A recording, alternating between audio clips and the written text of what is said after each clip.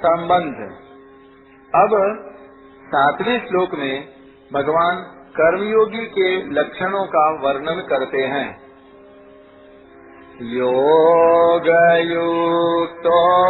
विशुद्धात्मा विजितात्मा जितेन्द्रियः सर्वभूतात्मा भूतात्मा कुर्वन्नपि न लिप्यते। जिसकी इंद्रियां अपने वश में है, जिसका अंतःकरण निर्मल है, जिसका शरीर अपने वश में है और संपूर्ण प्राणियों की आत्मा ही जिसकी आत्मा है, ऐसा कर्मयोगी कर्म करते हुए भी लिप्त नहीं होता। व्याख्या। जितेन्द्रियः, इंद्रियां वश में होने का तात्पर्य है इंद्रियों का राग द्वेष से रहित होना। राग द्वेष से रहित होने पर इंद्रियों में मन को विचलित करने की शक्ति नहीं रहती। साधक उनको अपने मन के अनुकूल चाहे जहाँ लगा सकता है। मनुस्मृति में ऐसा आया है, श्रुत्वा दृष्ट्वा च दृष्ट्वा च भुक्त्वा घ्रात्वा च यो नरः न हृष्यति ग्लायति वा स विज्ञेयो जितेन्द्रियः। जो पुरुष सुनकर, छूकर, देखकर, खाकर और सूंघकर न तो प्रसन्न होता है और न खिन्न होता है, उसे ही जितेंद्रिय जानना चाहिए। कर्मयोग के साधक के लिए इंद्रियों का वश में होना आवश्यक है। इसीलिए भगवान कर्मयोग के प्रकरण में इंद्रियों को वश में करने की बात विशेष रूप से कहते हैं। जैसे यस्येन्द्रियाणि मनसा नियम्य तस्मात् त्वमिन्द्रियाण्यादौ नियम्य। कर्मयोगी का कर्मों के साथ अधिक संबंध रहता है, इसलिए इंद्रियां वश में न होने से उसके विचलित होने की संभावना रहती है।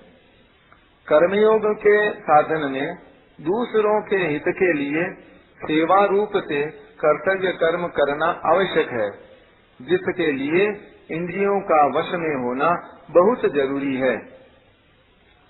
इंद्रियां वश में हुए बिना कर्मयोग का साधन होना कठिन है। विशुद्धात्मा, अंतःकरण की मलिनता में हेतु है सांसारिक पदार्थों का महत्व। जहाँ पदार्थों का महत्व रहता है वहीं उनकी कामनाएं रहती हैं। साधक निष्काम तभी होता है जब उसके अंतःकरण में सांसारिक पदार्थों का महत्व नहीं रहता। जब तक पदार्थों का महत्व है तब तक वह निष्काम नहीं हो सकता। एक परमात्म प्राप्ति का दृढ़ उद्देश्य होने से अंतःकरण की जितनी जल्दी और जैसी शुद्धि होती है, उतनी जल्दी और वैसी शुद्धि दूसरे किसी अनुष्ठान से नहीं होती। इसलिए कर्मयोग में एक उद्देश्य होने की जितनी महिमा है, उतनी किसी की नहीं। विजित आत्मा, कर्मयोग में शरीर के सुख आराम का त्याग करने की बड़ी भारी आवश्यकता है। अगर शरीर से आलस्य प्रमाद होगा तो कर्मयोग का अनुष्ठान नहीं हो पाएगा। अतः यहाँ भगवान ने शरीर को वश में करने की बात कही है। सर्वभूतात्म भूतात्मा, कर्मयोगी को संपूर्ण प्राणियों के साथ अपनी एकता का अनुभव हो जाता है। टिप्पणी। चाहे अपने शरीर से असंग हो जाएं, चाहे अपने शरीर जैसे संपूर्ण प्राणियों के शरीरों से एकता मान लें, दोनों का परिणाम एक ही होगा। ज्ञान योगी अपने शरीर से असंग होता है और कर्मयोगी सब शरीरों के साथ अपने शरीर की एकता मानता है। एकता मानने से वह उदार हो जाता है। जैसे शरीर के किसी एक अंग में चोट लगने से दूसरा अंग उसकी सेवा करने के लिए सहज भाव से किसी अभिमान के बिना, कृतज्ञता चाहे बिना स्वतः लग जाता है, ऐसे ही कर्मयोगी के द्वारा दूसरों को सुख पहुंचाने की चेष्टा सहज भाव से किसी अभिमान या कामना के बिना, कृतज्ञता चाहे बिना स्वतः होती है। वह सेवा करने के लिए किसी भी प्राणी को अपने से अलग नहीं समझता, सबको अपने ही अंग मानता है। जैसे अपने शरीर में भिन्न भिन्न अवयवों से भिन्न भिन्न व्यवहार होने पर भी सब अवयवों के साथ अपनापन समान एक ही रहता है, ऐसे ही कर्मयोगी के द्वारा मर्यादा के अनुसार संसार में यथा योग्य भिन्न भिन्न व्यवहार होने पर भी सबके साथ अपनापन समान रहता है। अपना राग मिटाने के लिए सर्वभूतात्म भूतात्मा होना अर्थात सब प्राणियों के साथ अपनी एकता मानना बहुत आवश्यक है। कर्मयोगी का स्वभाव है उदारता। सर्वभूतात्म भूतात्मा हुए बिना उदारता नहीं आती। विशेष बात, क्रिया और पदार्थ के साथ हम निरंतर नहीं रह सकते और वे हमारे साथ निरंतर नहीं रह सकते। कारण यह है कि क्रिया और पदार्थ में निरंतर परिवर्तन होता है, पर हमारे में स्वरूप से कभी परिवर्तन नहीं होता। इसलिए क्रिया और पदार्थ निरंतर हमारा त्याग कर रहे हैं। हम भी इनका त्याग करके ही मुक्ति पा सकते हैं, परम शांति पा सकते हैं। इनके साथ रहकर हम मुक्ति परम शांति नहीं पा सकते, क्योंकि इनके साथ रहने का हमारा स्वभाव नहीं है और हमारे साथ रहने का इनका स्वभाव नहीं है। इसलिए क्रिया और पदार्थ को दूसरों की सेवा में लगाना है। दूसरों की सेवा में लगाना हमारी महत्ता नहीं है, प्रत्युत वास्तविकता है। जो वास्तविकता होती है वह सहज होती है, अर्थात उसमें परिश्रम और अभिमान नहीं होता। अवास्तविकता में ही परिश्रम और अभिमान होता है। क्रिया और पदार्थ दूसरों की सेवा में तभी लग सकते हैं जब हमारे में उदारता आ जाए। यहाँ ध्यान देने की बात है कि उदारता हमारा स्वरूप है। इस पर एक टिप्पणी, उदारता गुण भी है और अपना स्वरूप भी। हमारे पास जो पदार्थ हैं वे दूसरों की सेवा में लग जाएं, इस भाव से उन्हें दूसरों की सेवा में लगाया जाए, यह उदारता गुण है। हमारे पास जो पदार्थ हैं वे हमारे हैं ही नहीं, ऐसा समझकर उन्हें दूसरों की सेवा में लगाया जाए, यह उदारता हमारा स्वरूप है। क्योंकि इसमें पदार्थों से संबंध विच्छेद हो जाता है और स्वरूप ज्यों का त्यों रह जाता है। इसलिए उदारता में न तो धन खर्च करने की आवश्यकता है और न परिश्रम करने की आवश्यकता है। आवश्यकता केवल इसी बात की है कि हम सुखी को देखकर प्रसन्न हो जाएं और दुखी को देखकर करुणित दयालु हो जाएं। हृदय में यह करुणा पैदा हो जाए कि यह सुखी कैसे हो। सुखी को देखकर ऐसा भाव हो जाए कि सभी सुखी हो जाएं और दुखी को देखकर ऐसा भाव हो जाए कि कोई दुखी न रहे। भगवान ने भोग और संग्रह को साधन में बाधक बताया है। सुखी को देखकर प्रसन्न होने से भोग भोगने की इच्छा मिट जाती है, क्योंकि भोग भोगने में जो सुख मिलता है वह सुख हमें दूसरों को सुखी देखकर विशेषता से मिल जाएगा, तो हमें भोग भोगने की आवश्यकता नहीं रहेगी। दुखी को देखकर दुखी होने से संग्रह करने की इच्छा मिट जाती है, क्योंकि अपना दुख मिटाने के लिए जिन वस्तुओं का हम संग्रह करते हैं और व्यय करते हैं वे स्वतः दूसरों का दुख दूर करने में लग जाएंगी। जैसे अपने पर कोई दुख आने से हम उसे दूर करने की चेष्टा करते हैं, ऐसे ही दूसरों को दुखी देखकर अपनी शक्ति के अनुसार उनका दुख दूर करने की चेष्टा होने लगेगी। प्रसन्नता और करुणा में एक विलक्षण रस है। वह रस क्रिया और पदार्थ से संबंध विच्छेद करके जीव को परमात्मा स्वरूप नित्य रस के साथ अभिन्न करा देता है।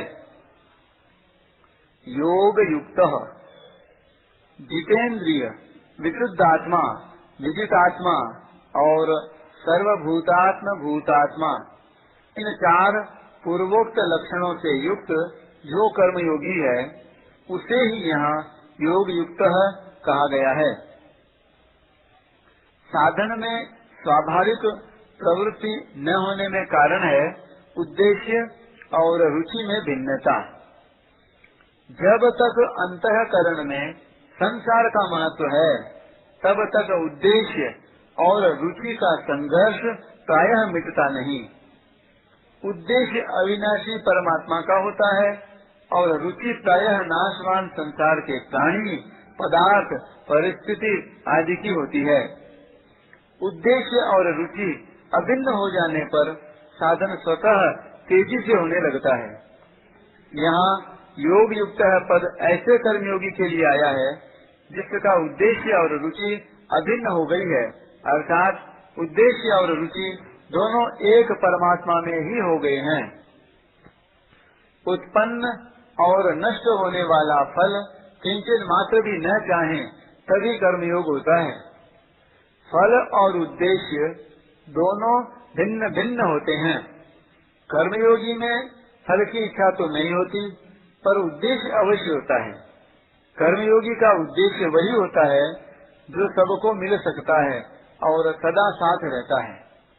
जो किसी को मिलता है किसी को नहीं मिलता और कभी रहता है कभी नहीं रहता, वह उसका उद्देश्य नहीं होता है। इस दृष्टि से उद्देश्य सदा परमात्म तत्व का ही होता है।